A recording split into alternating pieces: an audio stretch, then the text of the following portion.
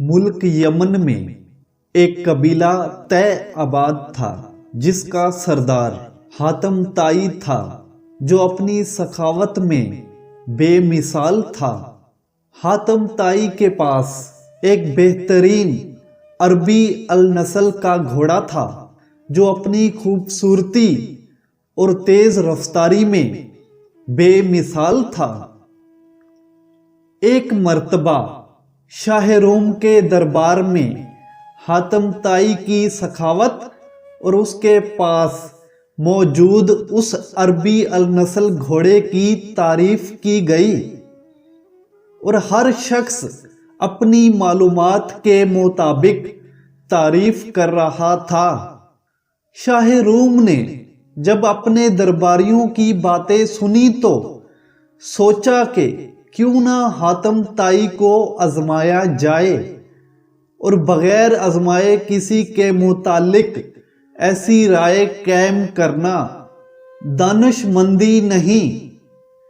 شاہ روم نے اپنے درباریوں سے کہا کہ میں چاہتا ہوں کہ تم میں سے کچھ لوگ حاتم طائی کے پاس جائیں اور اس سے وہ گھوڑا طلب کریں۔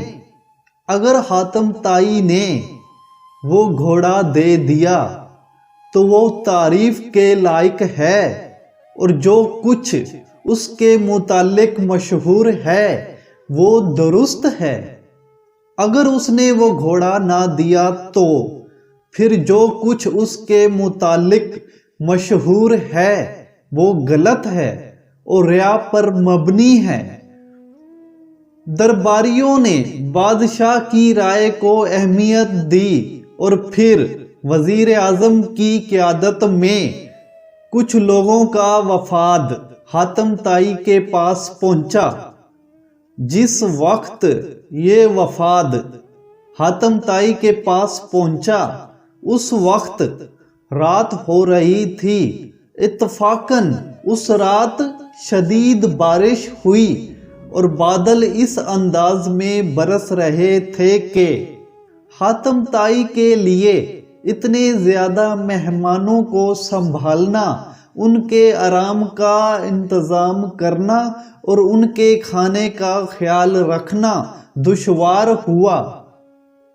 بہرحال حاتم طائی نے مہمانوں کو بھنا ہوا گوشت کھلایا اور انہیں نرم و آرام دہ بستر پر لٹایا۔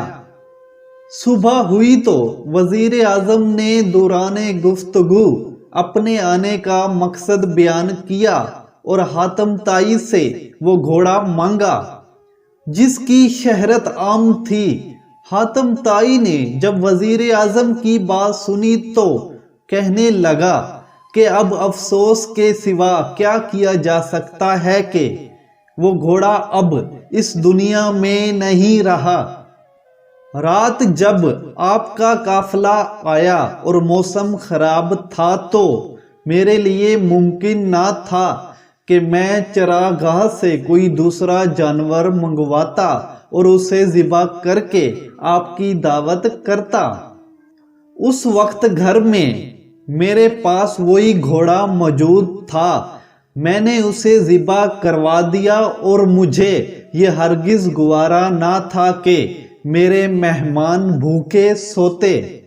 آپ کو عرض کرتا چلوں کہ حضور اکرم صلی اللہ علیہ وسلم کے دور سے پہلے گھوڑے حلال تھے، گھوڑوں کو ذبح کر کے کھایا جاتا تھا۔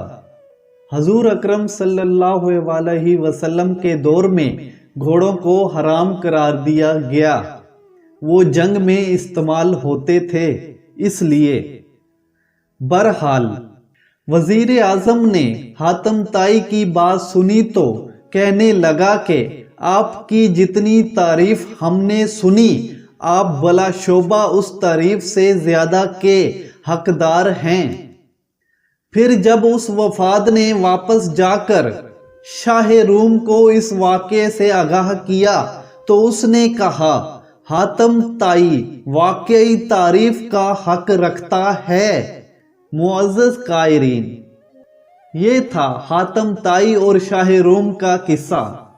اس طرح کے اور بھی قصے جاننے کے لیے آپ میرا چینل سبسکرائب کر دیں، بیل آئیکن پر پریس کر دیں تاکہ آنے والی نیو ویڈیو بر وقت آپ تک پہنچ سکے۔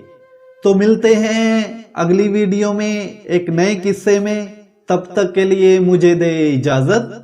اللہ حافظ۔